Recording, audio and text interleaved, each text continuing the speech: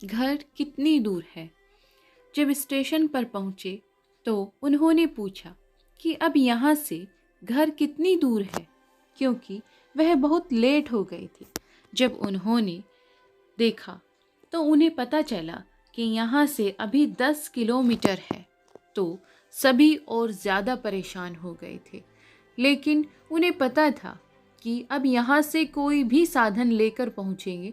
मगर उन्हें पता नहीं था कि क्योंकि यहाँ पर कोई साधन नहीं मिलता, कि यहाँ से कोई भी सेवा लगातार नहीं चलती। एक बैलगाड़ी चलती है, मगर वह भी अब जा चुकी है, क्योंकि हम सब शाम को यहाँ पर पहुँचे हैं। यह क्या बात हुई, अब यहाँ से कितनी दूर पैदल जाना होगा। पैदल चलकर तो हमें बहुत परेशानी होगी। पहले ही हम लोग बहुत थक गए हैं, हम अब नहीं जाएंगे। अगर घर पहुँचना है तो पैदल पैदल चलेंगे, तभी तो हम सब पहुँच पाएंगे। नहीं तो सोचिए अब क्या हो सकता है। तुम वहीं चलोगे, अगले दिन सवारी भी करोगे। अभी शाम के 5 बजे अगर हम लगातार चलते रहे तो सुबह 8 बजे तक आराम से पहुंच जाएंगे। इसलिए कुछ डाक टिकट छोड़े और आगे बढ़े। उनमें से एक बोला कि यह आसान काम नहीं है, पहले ही बहुत देर हो गई है, ऊपर से सामान भी साथ में है। यह पता है, सामानों को लेकर चलने में बहुत परेशानी होती है, मगर कोई भी रास्ता नहीं था, आगे बढ़ना ही होगा। सभी लोग चलते हैं। वह मार्ग गांव की याद रखते हुए सभी लोग बहुत सहज धीरे से चल रहे थे, क्योंकि तेज चल रहे थे, कुछ आराम से चल रहे थे। कोई उन्हें नजर नहीं आ रहा था। अभी 1 घंटा बिताया था उनमें से। कुछ मांग गए थे, कुछ हार मान गए थे। फिर वह कुछ देर आराम करते हुए आगे बढ़े। यह योग चलते चलते सभी बैठ गए। अब उन्हें भूख भी लग गई थी। सभी ने थोड़ा थोड़ा खाया और आराम करने लगे थे, जबकि ऐसा नहीं करना था। अगर आराम ही होता तो आगे नहीं बढ़ेंगे और रात यहीं पर गुजर जाएगी। वह आधे रास्ते तय कर चुके थे और अभी आधा रास्ता छोड़ दिया था। जो बाकी था, कोई नज़र ही नहीं आ रहा था जिससे उन्हें सहायता मिल जाए, लेकिन कुछ भी नहीं कर सकते थे। उन्होंने चलकर देखा। उनमें से एक बोला कि यह बताओ कि यह रास्ता इतना बड़ा क्यों है और यहाँ पर कोई साधन उपकरण क्यों नहीं चलाता। तभी उनमें से कहा गया कि बहुत साल पहले यह रास्ता बहुत ज़्यादा खराब हो गया था। इस पर चलना भी बहुत मुश्किल था, इसलिए यह दोबारा बनाया गया था। मगर यह दोबारा खराब न हो जाए, इसलिए इस पर कोई भी नहीं आता जाता।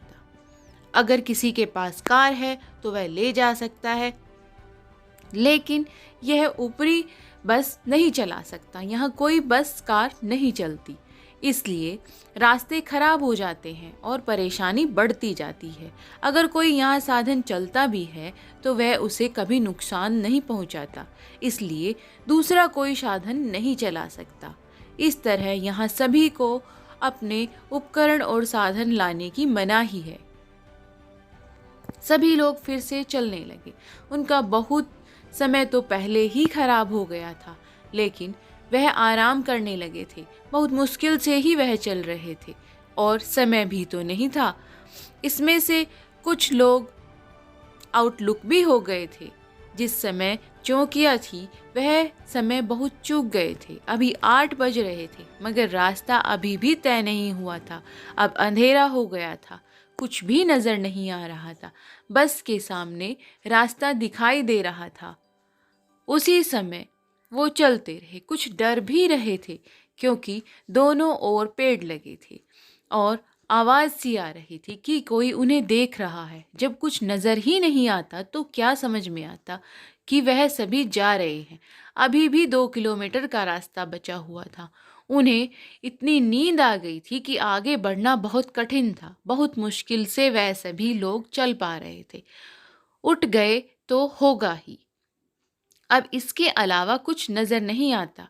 वह चला रहे थे और चलते जा रहे थे, मगर उनके पैर जवाब देने लगे थे।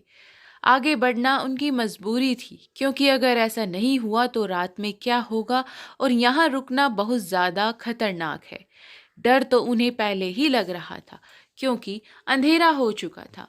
उन्होंने कहा कि हमें ऐसा लगता है कि जंगल में चल रहे हैं। रात की खामोशी में उन्हें आवाज़ स्पष्ट साफ नजर आ रही थी।